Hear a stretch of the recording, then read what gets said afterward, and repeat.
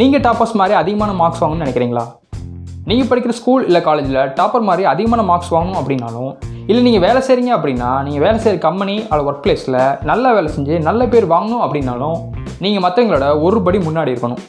அதுக்கு மற்றவங்களோட காலையில் நீங்கள் சீக்கிரமாக இருந்துச்சிங்கன்னா அவங்களோட உங்களுக்கு எக்ஸ்ட்ராவான டைம் இருக்கும். அந்த டைம் யூஸ் பண்ணி ப்ரொடக்டிவாக ஏதோ பண்ணலாம். சரி, இப்போ அந்த எக்ஸ்ட்ரா டைமை ப்ரொடக்டிவாக யூஸ் பண்ணுறதுக்கு என்னென்ன பண்ணணும் அப்படிங்கிறத இந்த வீடியோவில் பார்க்கலாம். கேளுங்கள் குழந்தைகளே. பெருசு காலை சீக்கிரம் இருந்து சொல்லிட்டேன். சொல்கிறது சுலபம் பெருசு, செய்கிறது தான் கஷ்டம். அப்படியா? ஓகே, இப்போ பிரச்சனை என்னென்னு பார்ப்போம். என்னதான் தூங்கும்போது காலையில் சீக்கிரமாக எந்திரிச்சணும்னு நினச்சிட்டு படுத்தாலும் ஆனால் நினச்ச மாதிரி காலையில் சீக்கிரமாக எந்திரிக்க முடியறதில்லை. இந்த மாதிரியான பிரச்சனைகள் உங்களில் பல பேத்துக்கு இருக்குது. ஸோ அந்த பிரச்சனைகளை எப்படி தீர்க்கிறது இந்த வீடியோவில் பார்ப்போம். ஆனால் அதுக்கு முன்னாடி இந்த எல்லா விஷயத்தையும் நீங்கள் தெரிஞ்சுக்கணும் அப்படின்னா இந்த வீடியோ ஸ்கிப் பண்ணாமல் ஃபுல்லாக பாருங்கள். ஏன்னா நீங்கள் மிஸ் பண்ணுற ஒவ்வொரு பாயிண்ட்ஸும் ரொம்ப முக்கியமானதாக இருக்கும். ஒருவேளை நீங்கள் ஸ்கிப் பண்ணிங்கன்னா அது உங்களுக்கு சரியாக புரியாது. ஸ்கிப் பண்ணாமல் பாருங்கள். இதுக்கு சிம்பிளான 7 டிப்ஸை நீங்கள் ஃபாலோ பண்ணணும். அதுலேயும் இந்த 5 டிப்ஸ் ரொம்பவே முக்கியமானது. அது கன்ஃபார்மாக ஃபாலோ பண்ணுங்கள். மொதல் பாயிண்ட் ரொம்ப சிம்பிளாக இருந்தாலும் ரொம்ப முக்கியமானது, சீக்கிரமாக தூங்க போகிறது. இது உங்களில் பல பேருக்கு தெரிஞ்சிருக்கலாம். சாதாரண ஒரு மனுஷன் 7-8 மணி நேரம் கன்ஃபார்மாக ஒரு நாளைக்கு தூங்கும். அப்படி சரியான முறையில் தூங்கினா தான் அவனால் அந்த நாளை ஆக்டிவாக செயல்பட முடியும், அதாவது சுறுசுறுப்பாக இருக்க முடியும்னு சொல்கிறேன். ஒருவேளை அதுக்கு குறைவாக நீங்கள் தூங்கினீங்கன்னா அன்றைக்கி நாள் ஃபுல்லாகவே ரொம்ப டயர்டாக இருக்கிற மாதிரியோ இல்லை ஏதோ சோம்பேறித்தனமாக இருக்கிற மாதிரியோ ஒரு எண்ணம் வரும். இப்படி இருந்தால் நீங்கள் எந்த ஒரு விஷயத்தையும் சுறுசுறுப்பாக செய்ய முடியாது. ஸோ இதெல்லாத்தையும் தவிர்க்கணும் அப்படின்னா நைட் டைமில் முடிஞ்ச வரைக்கும் 10-11 மணிக்கெலாம் போய் தூங்கிடுங்க. அப்படி ஒரு வேளை சீக்கிரமாக போய் நீங்கள் தூங்கிட்டீங்க அப்படின்னா நீங்கள் தான் சமத்து பையன் ஆர் சமத்து புள்ள. ஒருவேளை நீங்கள் சமத்தான நல்லவரா அப்படிங்கிறத கீழே கமெண்ட் பண்ணுங்கள். காட் ப்ராமிஸாக நான் நல்லவங்க. எனக்கு ஒரு டவுட்டு.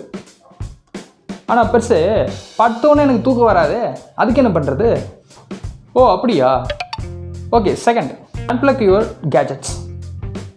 எதை சொல்ல விடுடா.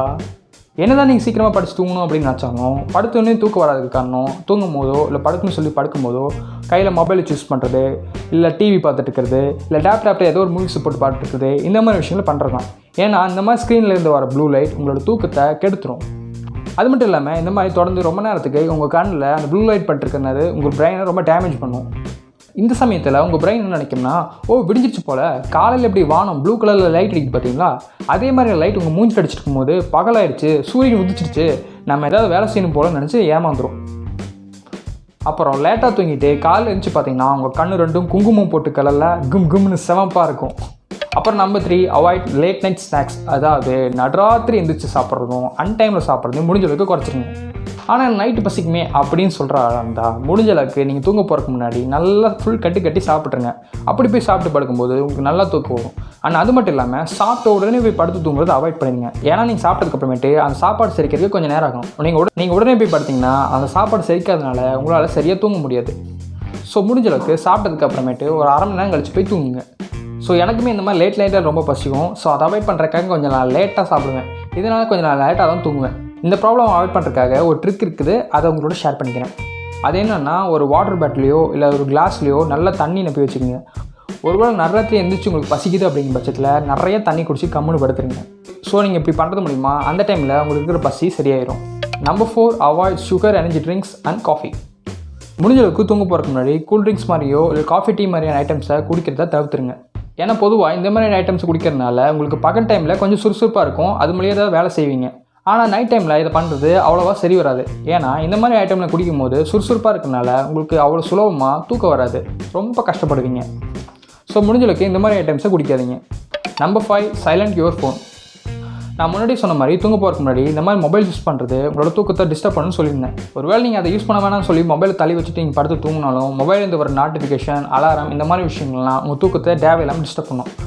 ஸோ முடிஞ்ச அளவுக்கு செல்லை சைலண்ட்டில் போட்டு படுத்துக்குங்க. ஒருவேளை நெட்டை ஆன் பண்ணி வச்சுருந்தீங்க அப்படின்னா ஆஃப் பண்ணி வச்சுட்டு படுத்துருங்க. Number 6, avoid bright lights. இப்போ நீங்கள் போய் படுத்து தூங்க போகிறீங்க அப்படின்னா அந்த ரூமில் முடிஞ்ச அளவுக்கு எவ்வளோ கம்மியாக லைட் கொடுக்க முடியுமோ அவ்வளோ கம்மியான லைட்டில் படுத்து தூங்க பாருங்கள்.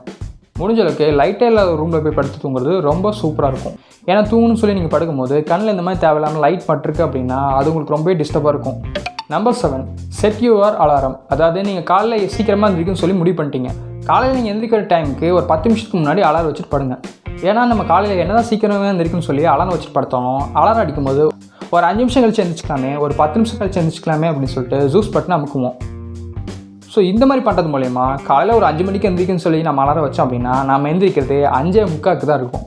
இந்த மாதிரியான விஷயங்களை அவாய்ட் பண்ணுறதுக்காக நீங்கள் 5 மணிக்கு எழுந்திரிக்கணும் அப்படின்னா நீங்கள் வைக்கிற அலாரம் 4:45, அதாவது நீங்கள் எழுந்திரிக்க வேண்டிய நேரத்துக்கு ஒரு 15 நிமிஷம் முன்னாடி வைங்க. இதுபடி நீங்கள் அலாரம் வைக்கும்போது ஒரு 5 நிமிஷம் கழிச்சு எழுந்திரிக்கலாம்னு சொல்லி நீங்கள் வைக்கிறீங்க அப்படின்னாலும் நீங்கள் என்ன தான் ஜூஸ் பட்டன் அமைக்கி கொஞ்ச நேரம் கழிச்சு படுத்து எழுந்திரிச்சாலும் கரெக்டாக நீங்கள் 5 மணிக்கு எழுந்திரிச்சிருவீங்க. இது ஒரு சின்ன ட்ரிக் தான், யூஸ் பண்ணி பாருங்கள்.